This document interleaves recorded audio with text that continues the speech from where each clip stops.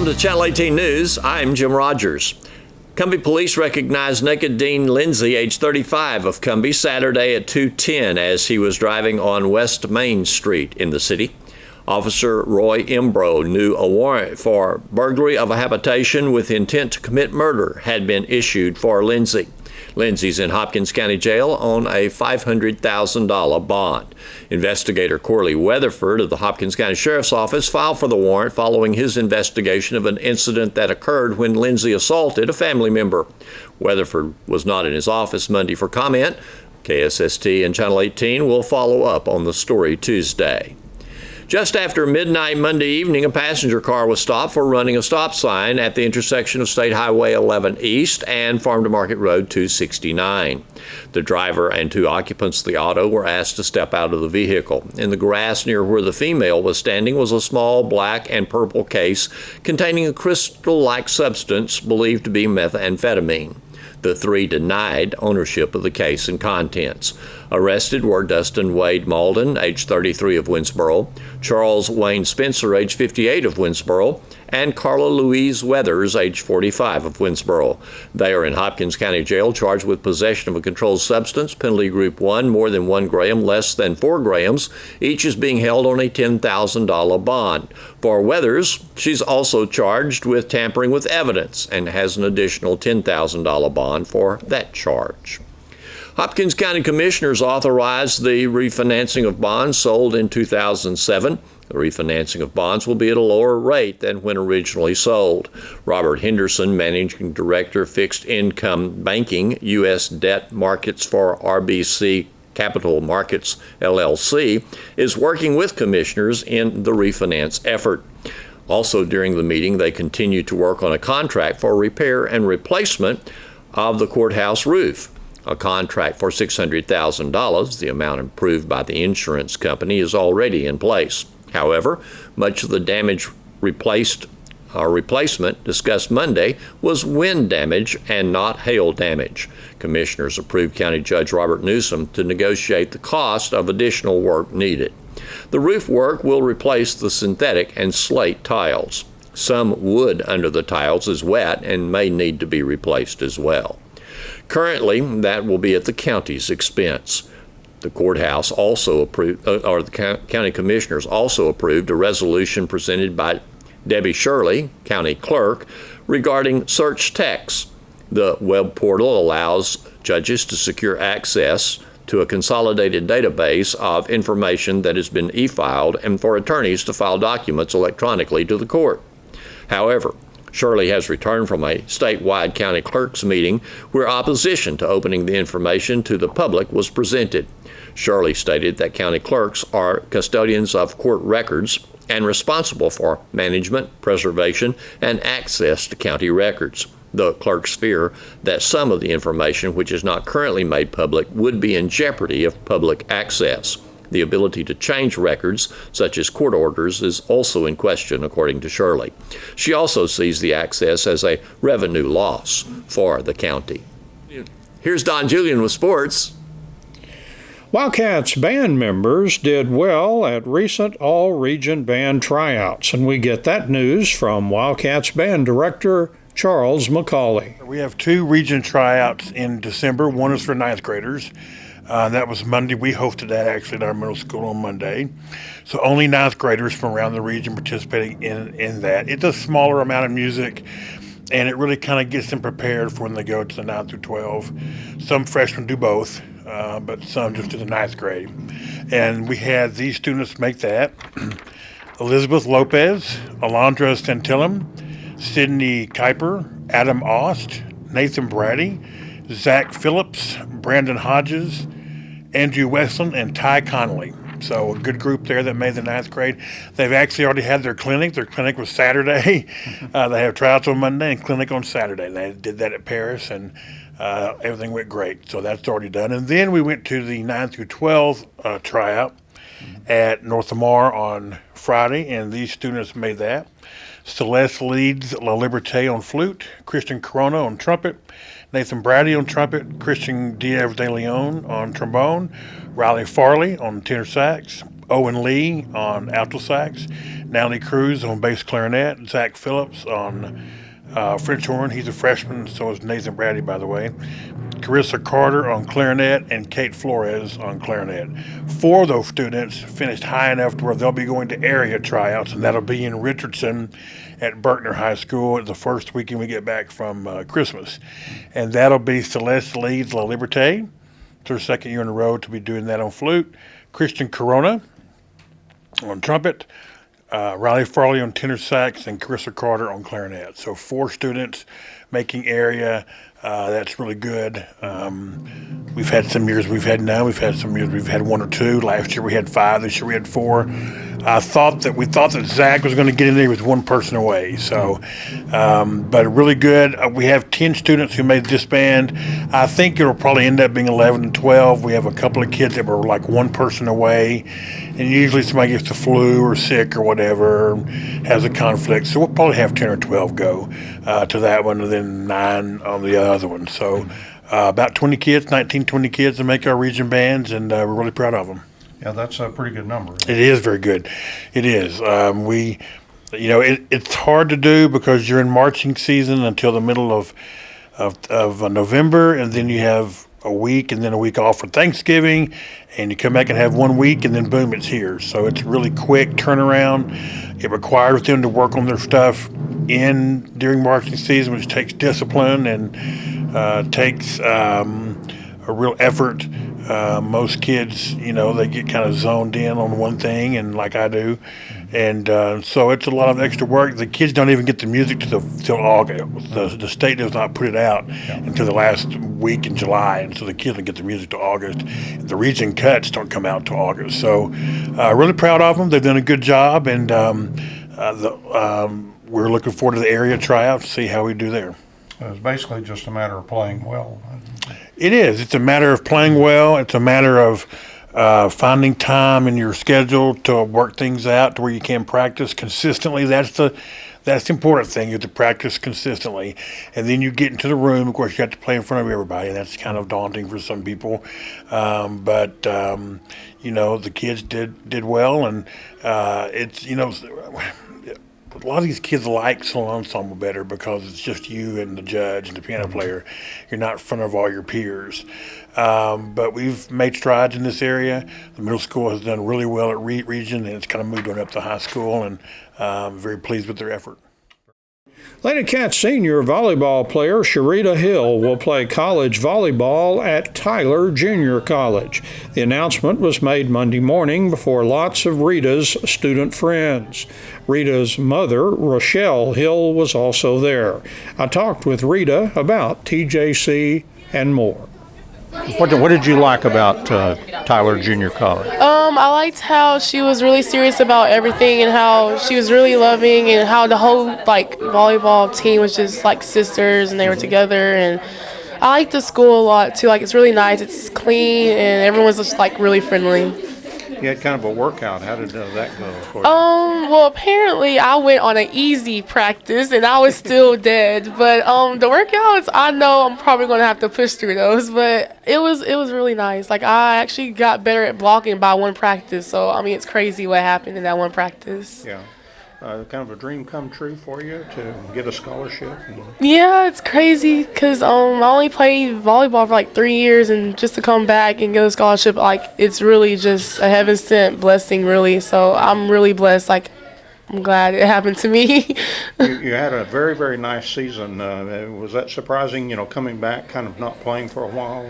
Well, not to sound cocky, but I always knew I was pretty good at volleyball, but to be off for a year and to come back and be still, good or amazing, it was kind of crazy, but I wasn't too surprised because, I had the rest of my team to help me, and they're amazing. Coach Owens likes to think that, Edge got you off to a real good start for volleyball season. Did you buy into that? Oh, yeah. Waking up every day to go to Edge throughout the summer, yeah, that definitely helped because my vertical, it improved a lot. So, yeah, he's right. It really did.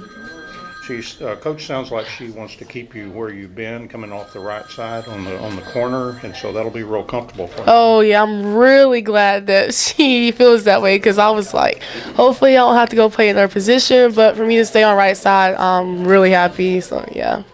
What would you like to work on to improve yourself?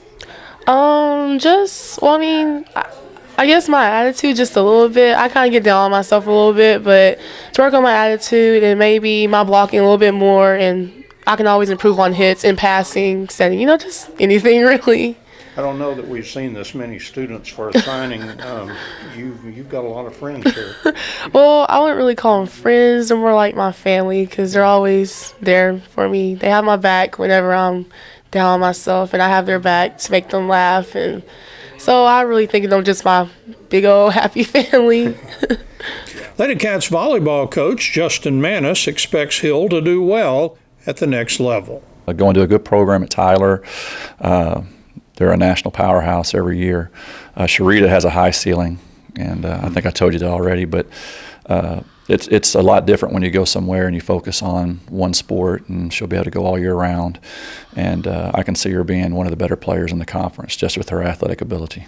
She had a great year, didn't she? Just yeah, she did. I wish I could have her for more years to be able to teach her some more. But she's a kid that loves the game, and she's going to learn really fast. TJC coach Brandy Hood talked about Rita Hill. We saw her early on, and we were really excited about her. And so to see the progress she made with Justin was really fun to watch. And her coming in and going through a practice with us, and we just realized her athletic ability and just like he said, her energy and the love for the game is going to be huge for us. She's quite an athlete, isn't she? Just a pure athlete. She is. She is. The Wildcats basketball team went 4-0 and captured a tournament at Nacogdoches Central Heights this past Thursday through Saturday. They defeated Newton on Thursday, Laneville and Center on Friday, and Peaster Saturday in the title game 55-44. Ch.18 Dunn was named the tournament MVP. The Wildcats season record is now 12-1. Wildcats coach Clark Cipoletta talked about the tournament and a big game coming up Tuesday night.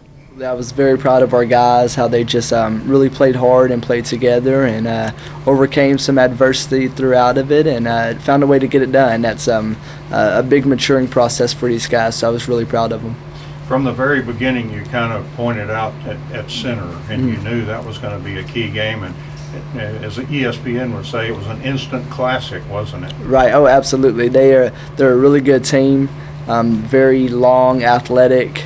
Hit about 15 threes on us. They were shooting it lights out, and I think we were down 10 with about 2 minutes to go, and I called a timeout, and I told the guys, hey guys, we're going to win this game. This is how we're going to do it. And we're just going to steadily keep chipping away, and nothing's going to change what we're doing, but just be more effective, and we'll play a little faster, and just found a way to get it done. Found ourselves in an overtime game, and then we got down quick in the first overtime, turned over the ball 3 straight possessions, got down 4, and then found a way to come back and tie it up. And then I thought we really dominated in the second overtime. So it was, like you said, an instant classic for sure. One thing that I had not remembered hearing was victor and foul trouble in the same sentence, and he had that a couple of games, and that's something to be worked on, I'm sure, from him. Oh, yes. He had to sit all of the second quarter in that center game, and in the first quarter, he just dominated. They couldn't guard him. We were doing a good job of executing high-low, and when he went out, the game kind of shifted. But whoever I put in found ways to get it done, and that is something, yes, we have to work on. And it's not like, he's going to block shots and fouling. He's picking up fouls that can be, done away with, and yes, we'll work on that this week. Had good games from 3 guys in particular, and more than that, really, because it's a team game. But Keyston Willis had a couple of monster games. Lynn is pretty consistent, always getting his points. And Ch.18 Dunn, MVP for the tournament, and so he was valuable. In the last game, I think he had 21. So they all, like you said, they all were valuable. Everybody on the team contributed to our success. Keyston did a really good job of scoring, being more consistent. He's had a couple really big games and then kind of dropped off, and I thought this tournament he was kind of really consistent throughout that. Bryson Lynn, like you said, is Mr. Consistent as well. He'll get you a couple of threes and find ways to get it done. And I thought Ch.18 really carried the load for us, especially in that championship game when a lot of things weren't falling. He pretty much put the team on his back and made some big shots and scored 21 that game. So a complete team effort, but those are three guys who really got it done for us offensively.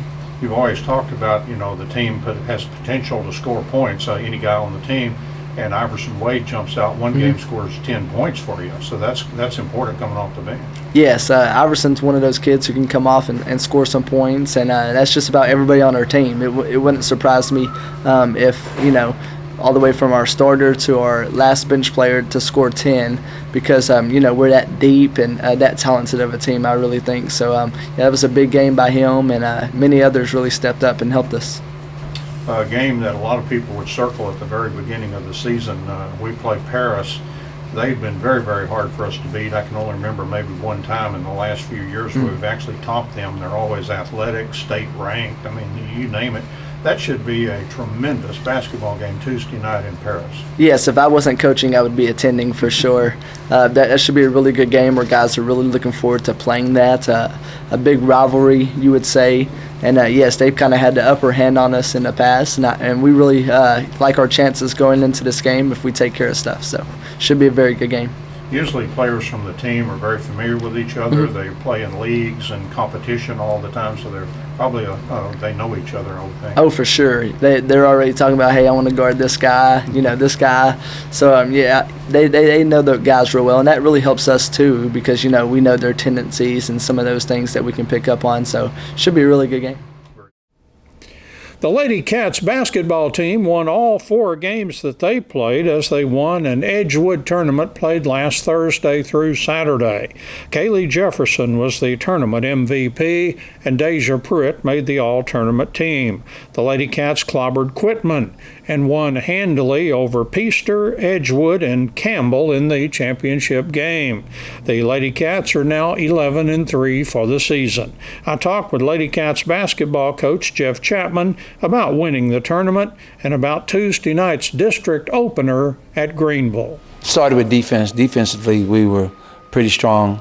This tournament, last tournament over Winsboro, we were kind of trying to find ourselves, see what defense we really were going to play. It changed from year to year. But I thought the girls did a good job. They got up for each game, and that's what you look for. Yeah, Kaylee Jefferson was the MVP in the tournament and just was good in every game. I think she scored 65 points in 4 games. Well, that's good. I mean, I can appreciate that, and I'm glad for her. But as a team, as a coach, you like it balanced. I'm sure some other girls scored as well, to keep us on the even keel. I tend to want, like Deja was all tournament as well. And last year, both of those guys were our leading scorers up and down. This year's Sadavia sometime, Kaylee sometime, Deja's chipping in. When you just give the load to one person, though, then if they have a bad game or if they get defense, then, you kind of stumble. But my goal, and we work on a lot of defense, our goal is to consistently play good defense so we'll be in every game. And, that's kind of how I do it. Yeah. But, the girls play well. We shared the ball a lot better in this tournament than we have since we started. We tend to let more people get touches and just work more as a team, and to me that's coming along and improving, and you look for that. You mentioned Deja, all tournament team. She had 3 games where she had double figures. And it seemed like Sadavia was in double figures just about in every game or pretty close to it. And Tori with the 3s, and then even the girls off the bench, chipped in with points because they all got to play and they just had their roles. Yeah, that's exactly. I told the newspaper this morning, we're starting to identify our roles. And when you get kids to identify their roles and not care who gets the credit, the general public and society wants to say is points. But, Cleveland Cavaliers won the championship, but not all of them scored a lot of points.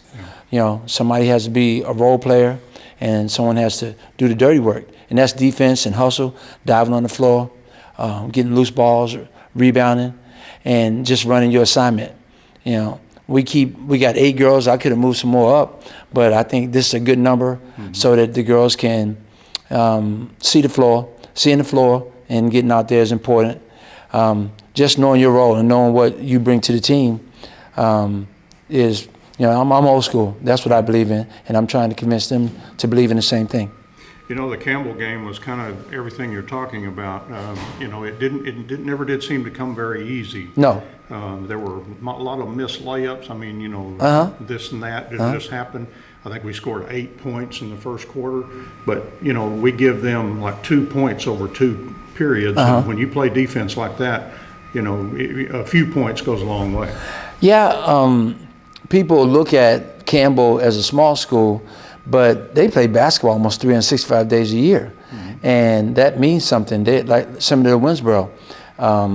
No disrespect to volleyball or any other sport in the school, but those kids don't play volleyball or do too many other things, and therefore they're ready. They're fundamentally sound. They have some good three-point shooters. The only thing they lacked was size, though. We did outsize them, and that we're gonna outsize some other people as well. But that's a credit to them.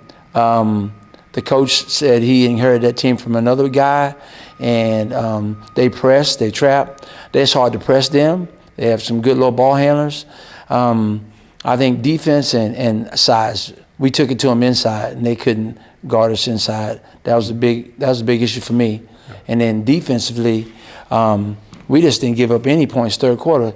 You're getting to be, you touching on being a pretty good team if you can defense everybody like that. Yeah. Because I've coached a game where in a state tournament, in a championship game, where we didn't let the other team score but 3 in a whole half. And then you're touching on some pretty good defense and understanding your role. The week before, we were struggling with our defense, and we have to find a defense that we all can do at the same time and be good at it. I hope now our goal is not to have the big head to think we're all that just because we won a tournament, because district play starts tomorrow, right. And everybody remembers we won the district, and all you got to say is, hey, they won the district last year, they won a tournament, blah, blah, blah, and the kids get up because they got nothing to lose. Yeah. They're trying to knock us off now. We're not a secret anymore. We can't sneak up on people too much anymore. I know you've had some close calls in Greenville. That can be a My wife brought that up this morning. Huh? Yeah, my wife brought that up this morning. And it's a good point, isn't it? Yeah, that's a very good point. So you got to be ready to play. That's Yeah, the thing. We have to be. Sometimes we go down there and we've beaten them by 20, but it took a while. You're not just going to blow them out because they're up for the game. They think they have the advantage because they're at home. So I'm trying to preach these girls, and a teaching tool is respect all and fear none. They got the fear none down, but respect all, they don't have that down yet. Is it hard to get ready for district play in the festive holiday season and all this kind of stuff, or do you? Well, while school's on, it's better. Yeah. But when school's out and they don't come to school, I noticed last year we played T-High. It was a sloppy game until the second half. So time will tell, but sometimes you're right. Sometimes when they're out of routine and they just sleep, come up here to go play the game, and you don't know if they're eating regularly and all that stuff. Yeah. That kind of, those are all good points. Hopefully, we set goals, and I'll bring out the goal sheet that we set and remind them and try to stay ahead of them, try to head them off at the pass if I can. But that's a good point. 6 Wildcats football players earned academic All-State honors. Receiver D.J. Hall and linebacker Easton Silman made the second team. And 4 offensive linemen, Jesse Darrow, Richard Green, Gideon Gregory, and Logan Pierce, were honorable mention selections. Wildcats football coach Greg Owens, who announced the team, said this is a great honor to be recognized as an academic All-State football player. He added, these young men are very deserving of the award. Coach Owens said this award shows they not only have the intellect but also the work ethic to stay on top of their grades while giving so much of their time to their sport. Thanks for watching Channel 18 News. Have a great evening.